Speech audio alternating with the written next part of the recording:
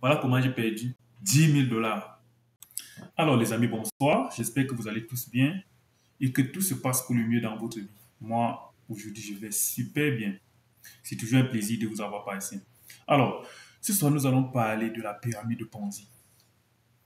Ce système d'arnaque qui a tellement dépouillé de personnes en Afrique, y compris moi. J'ai été victime une fois. Et beaucoup d'argent, j'en ai perdu. Beaucoup d'argent.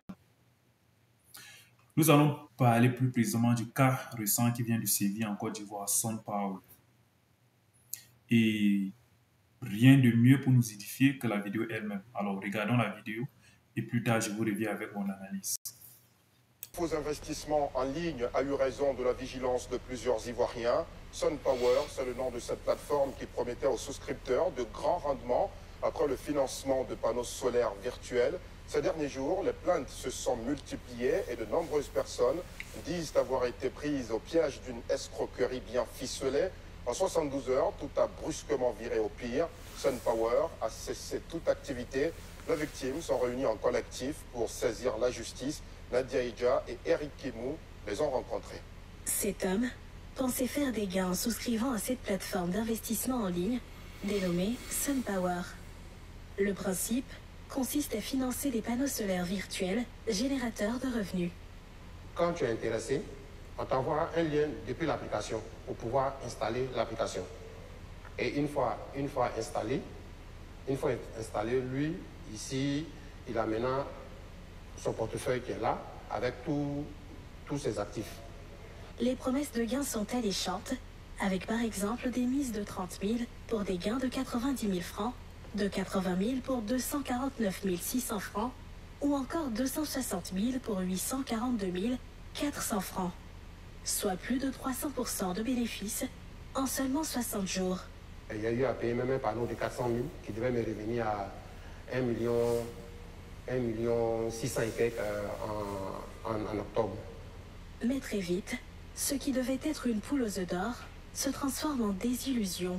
Tout allait bien jusqu'au moment où ils ont lancé une dernière campagne qu'ils ont appelée pour l'anniversaire de SunPower. C'est après ça, il y a eu quand même pas mal d'engouement où beaucoup de personnes ont souscrit. Et au bout d'une semaine, les dépôts n'ont pas été faits comme habituellement. À partir du 19 septembre dernier, les retraits de gains ne sont plus validés. Le groupe de discussion est fermé après les interrogations des souscripteurs. Mais bien avant, une dernière tentative des escrocs pour soutirer de l'argent. Ils ont créé encore un autre système pour dire non que pour pouvoir obtenir le retrait, pour pouvoir obtenir son retrait, il fallait payer un certificat qui était à hauteur de 20 000 qui prouve que tu es vraiment membre parce qu'ils étaient victimes en ce moment de piraterie. Donc après encore la somme de 20 000 francs qu'ils ont demandé aux gens de payer pour être certifiés, ils ont encore demandé aux gens de payer la somme de, c'est-à-dire entre 10 000 et 100 000. Cette somme-là, c'était pour pouvoir recevoir ton argent dans les plus brefs délais. Des milliers de francs CFA pour certains, des millions pour d'autres. Le subterfuge utilisé par les arnaqueurs était bien ficelé, à en croire les victimes. Elle est venue avec un certificat du CPC. Voilà quel certificat a été signé, on ne sait pas si c'est vrai ou faux. Elles ont organisé des conférences où elles ont rencontré près d'une centaine, voire 200 personnes qui ont participé à cela, où ils ont offert des cadeaux. Dans le désarroi, ils se sont regroupés en collectif et revendiquent un remboursement estimé au minimum à 1,5 milliard de francs CFA pour le groupe. Pratiquement dans la famille, pratiquement tout le monde a investi parce que moi j'ai investi, il y a mon grand frère qui a investi, il y a mon petit frère qui a investi, il y a le frère de ma belle qui a investi son argent de scolarité, qui est parti prendre un prêt. Franchement, le préjudice est vraiment énorme. Pour réparer le tort à eux causé, une seule alternative, se tourner vers les autorités judiciaires. Il faudrait que ces bourreaux-là, il faudrait que la main soit mise sur eux. Il y a des plaintes qui ont été portées. Au moment où je vous parle, il y a des équipes qui ont été à la PLCC, dans les différents commissariats, dans chaque ville de la Côte d'Ivoire. Les gens sont allés porter plainte. À en croire cette victime, les malfaiteurs continuent de sévir. Une plateforme quasi similaire a été récemment ouverte. Je pense que c'est une arnaque parce que la même procédure qui s'est passée dans le même groupe là, c'est la même procédure. Et là, moi, j'ai pris le risque d'investir encore à nouveau pour pouvoir voir ce qu'il en est. Moi, j'ai vu aussi que les mêmes numéros sur lesquels on faisait les dépôts ont apparu là-bas. Les cas d'arnaque en ligne sont légion en Côte d'Ivoire. Plusieurs malfaiteurs ont déjà été arrêtés auparavant par les structures et autorités compétentes. Alors, j'espère que vous avez très bien écouté la vidéo. Comme vous pouvez l'entendre, c'est les pleurs partout. C'est chaud, grave. On dit souvent, quand le serpent te mord une fois, tu vois même le ver de terre, tu fuis seulement. Mais quelles sont ces personnes dont le serpent vous mord aujourd'hui? Le lendemain, vous voyez même le python, vous courez encore vers le python. Et voici, finis-moi. Why? Ayez même pitié de vous-même. Et ce qui me fait plus mal, c'est que c'est toujours à la communauté africaine que ça arrive le plus. C'est les Africains qui viennent frapper leurs frères et sœurs africains sur de telles bêtises. C'est quand tu penses que les Africains ont finalement compris ce que c'est que la pyramide de Ponzi que tu entends encore qu'il vient de sévir quelque part. Nous avons eu Petron B, nous avons eu Liam Liman, nous avons eu Charge Point, je ne peux même pas tous les citer, qui ont fait le tour des médias en Afrique parce qu'ils ont tellement dépouillé des Africains. Qui peut me dire qu'il n'a pas eu un oncle, une tante, un frère, une soeur, une connaissance qui s'est fait frapper par ces arnaques en Afrique? Même si ça n'était pas encore arrivé, ce qui est sûr, tu as déjà entendu parler de ça. Comment se fait-il qu'on change seulement de nom, mais on vous dit que c'est le même système de gain, et tout le monde encore tombe sur ça? Vous voulez quoi? Vous voulez toujours que c'est Liam Liman qui revienne encore et dit mon nom c'est Liam Liman. Il suffit seulement qu'ils reviennent, ils disent mon nom c'est Papier. Mais il vous dit que le système de bénéfice, c'est les mêmes choses. Vous allez gagner 300%, 400% pour que tout le monde vienne entrer encore dedans. À quel moment on va arrêter de se faire dépouiller par des gens là? Comme je vous disais, moi, au début, je me suis fait arnaquer et beaucoup d'argent même. C'était en 2021. J'ai un ami qui est venu me voir, il m'a parlé de Petron P. J'ai beaucoup douté. Il m'a parlé de ça, j'ai duré sans entrer parce qu'il me disait non, c'est de l'arnaque. Après plus d'un mois, il est encore revenu avec les preuves, me montrant ici, quand tu mets tel nombre d'argent, voilà ce que tu as à la fin. Les gens l'ont proposé jusqu'à 300% de bénéfice. 300% de bénéfice. Donc, il m'a dit ça, je croyais vraiment. C'était tellement beau pour être vrai. Je me suis dit, ah non, c'est de l'arnaque, je ne peux pas entrer. Quand il m'a présenté son portefeuille et ce qu'il gagnait par jour, je me suis dit, ah bon? Et il m'a dit, ils existent depuis 2019. Imaginez. Et on était en 2021. Je me suis dit, donc, s'ils sont là depuis 2019, ça veut dire c'est une entreprise sérieuse. Je suis parti. J'ai d'abord ouvert un compte de 5 000 dollars. J'ai gagné 75 dollars par jour sur le compte de 5 000 dollars. Quand j'ai gagné de l'argent pendant un mois, j'ai gagné vraiment de l'argent. Les 5 000 dollars devaient me donner 15 000 dollars. Donc, je retirais 75 000 par jour, de lundi à vendredi, parce que le week-end, c'était fermé. Je me suis dit, ah bon, ça marche, hein? Je suis encore parti ouvrir un deuxième compte de 5 000. Donc, j'avais deux comptes, au total 10 000. Oh, goodness. J'ai gagné maintenant 75 dollars fois 2 par jour. Après un mois, donc 2 mois, disons déjà 2 mois, je suis parti voir mon grand frère, un informaticien dur. Je suis parti voir mon grand frère et qui se connaît en matière de finance. Je lui ai dit, il y a un truc là qui est sorti, les gens gagnent de l'argent dedans. Il m'a dit, c'est quoi? Il dit, on appelle ça Petron P. Il me dit, ah, dégage, c'est les trucs d'arnaque. Il dit, non, c'est pas de l'arnaque. Voilà les trucs, je lui ai montré les preuves. Il dit, voilà ce que je gagne par jour. Il me dit, tu retires de l'argent? J'ai dit oui. Et bien sûr, je retirais de l'argent par jour. Je pouvais retirer de l'argent par jour. Et il m'a dit, ok, le lendemain, tu me montres. Le lendemain, 75 $ est venu dans mon compte. Sur les deux comptes, donc, 75. Je suis monté. J'ai retiré de là. Il est bien que quand tu retirais, il prenait les frais. Je recevais peut-être jusqu'à 55 ou bien 60 $ comme ça. J'ai fait le retrait d'argent. Il a vu. Il a dit, ils font dans quoi? Ils nous ont dit qu'ils faisaient dans l'investissement de pétrole. Donc, notre argent, ils prenaient, ils faisaient le trading de pétrole pour avoir de l'argent. Je me suis dit, vous savez, le pétrole, c'est un truc qui donne tellement d'argent. C'est ce que je lui ai expliqué, que tu sais que le pétrole, ça donne beaucoup d'argent. Il a dit, la manière dont il gagne, c'est trop. C'est trop, la manière dont il propose 300%. Il a dit que, même si c'est le pétrole là, ils vendent, c'est quel genre de pétrole? Mon grand frère, il était tellement, moi, jusqu'à présent, quand il me dit un truc, s'il me dit que tel business ne fait pas dans ça, je vais arrêter ça très vite maintenant. Il m'a dit, je sens de l'arnaque dans ça. Mais dans tous les cas, je suis intéressé. Je vais voir. Parce que si je le référais, il pouvait entrer même jusqu'à 20 000 si c'était un bon truc. Et quand tu réfères une personne, on te donne beaucoup d'argent. Tu recevais beaucoup d'argent quand tu référais une personne. Le lendemain, il est parti. La nuit, il est parti faire les recherches sur cette entreprise. Il a voulu voir où ils sont basés. Chose que moi, je n'ai jamais fait. Je n'ai jamais voulu vérifier où est-ce que Petron-P est basé. Leur headquarter, c'est ouf. On disait seulement qu'ils sont basés à New York, c'est un truc américain, mais je ne suis jamais parti.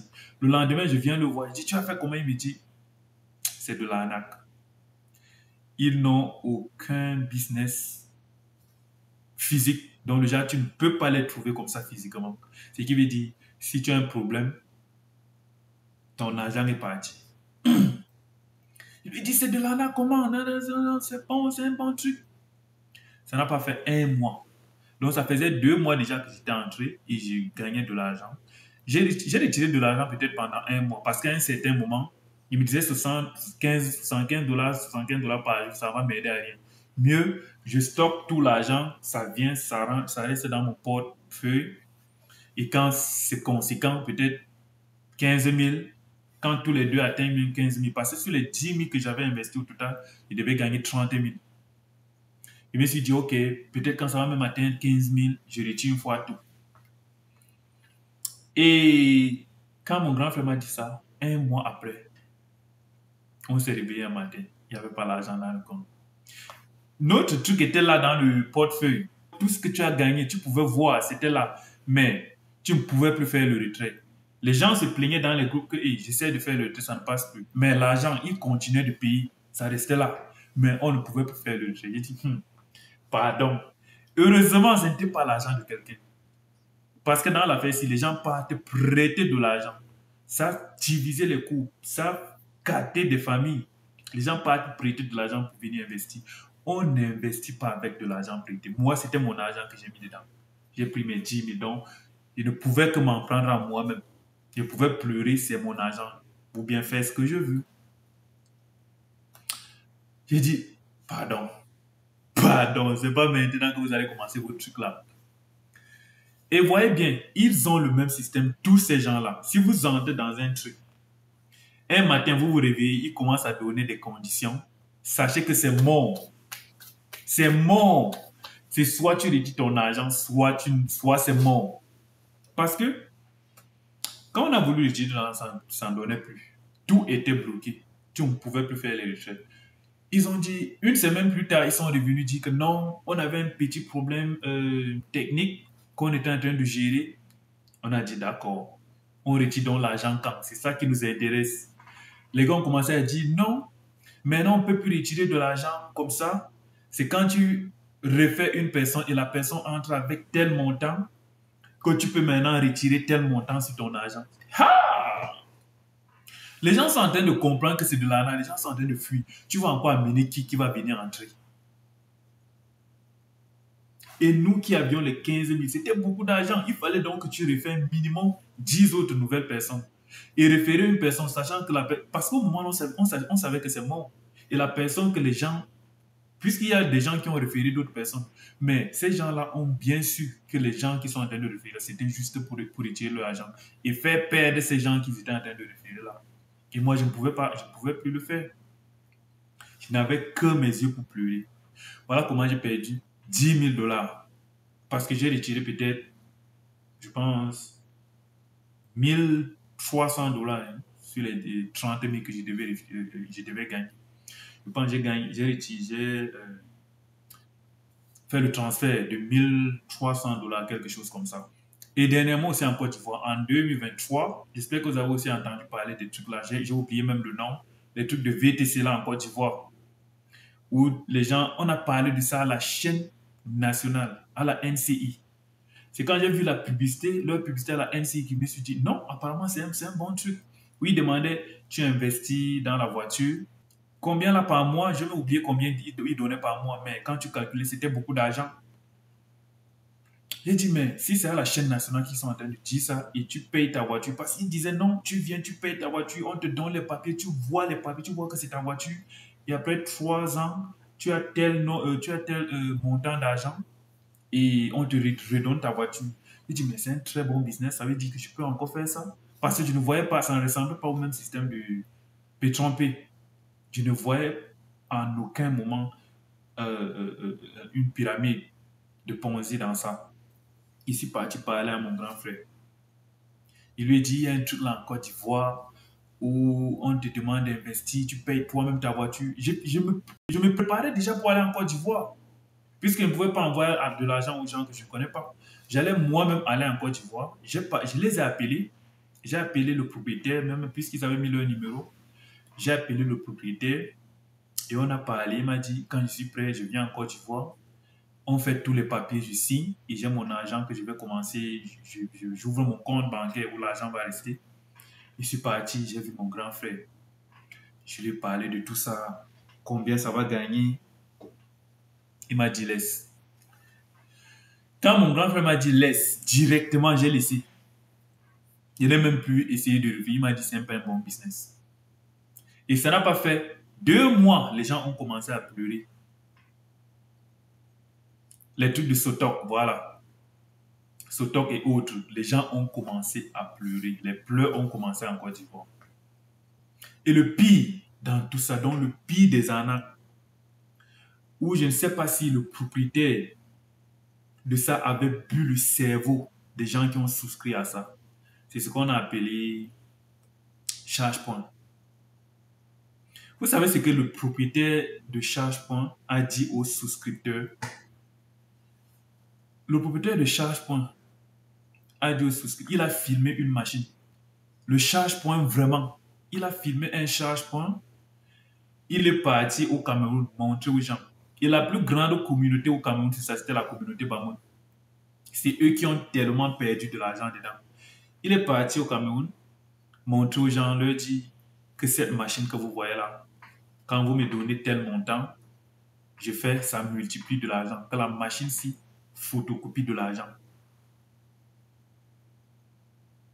Les gens ont mis dans leur tête que ChargePoint, c'est une machine qui vient de sortir et qui photocopie de l'argent. Donc, quand tu donnes de l'argent, on photocopie, on multiplie et tu as tel nombre, tu as tel montant maintenant. C'était plus de 300%.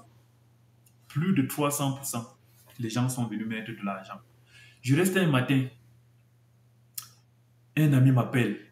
Il me dit, bro, tu entends un truc ici, on appelle ça ChargePoint, ça donne l'argent grave.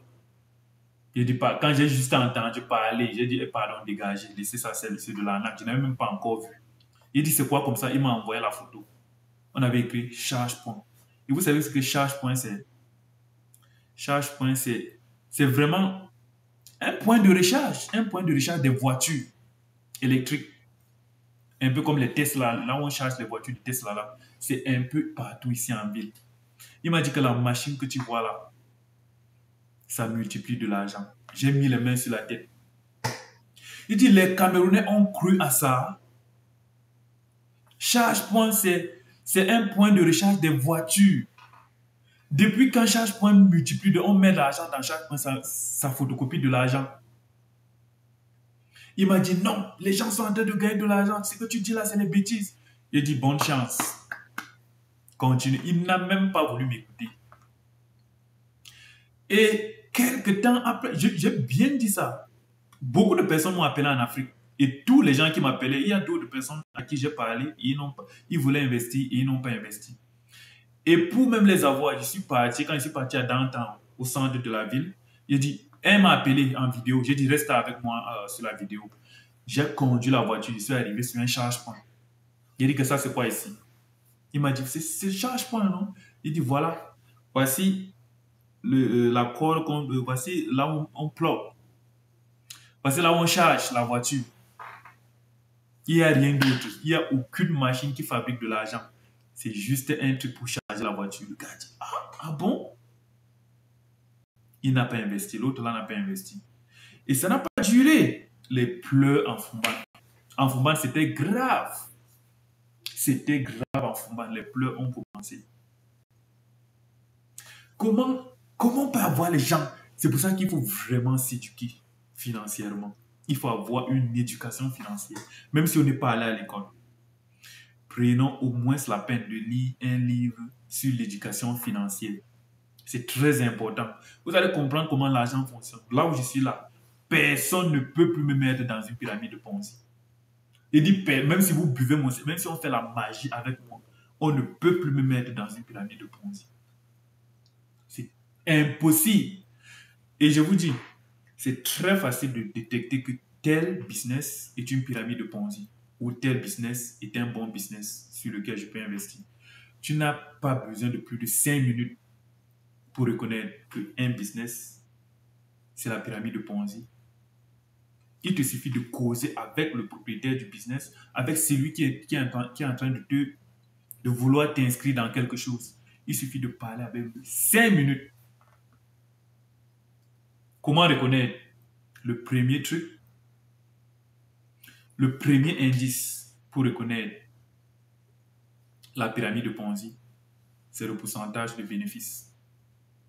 Si des gens viennent te dire, je ne vais pas te parler de 100%, 200%, 300%. Si déjà quelqu'un te dit, si le business, si tu investis, tu n'as rien à faire, tu restes à la maison et tu gagnes, je vais commencer à 22%. Il te dit, tu gagnes 22%, n'entre pas dedans. Aucun business que tu sors ton argent, tu donnes à quelqu'un, lui travaille. Tu restes à la maison. Tu ne vas pas voir, ça n'existe pas. Tu restes à la maison, lui, il travaille pour toi, tu gagnes.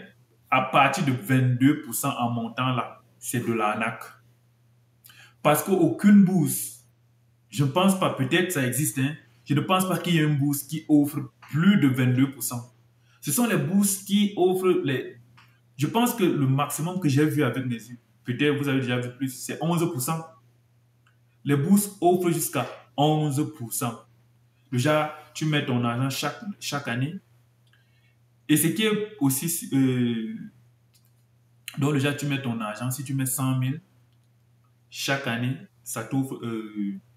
ça te génère 11% de 100 000. Comme ça. Mais déjà, une personne te dit, tel truc va te générer 20%. Tu restes à la maison comme ça. C'est que les gens sont milliardaires dehors pour rien. Il y a des gens qui ont de l'argent dans la banque qui ne font rien. Ils vont prendre ces mettre dedans.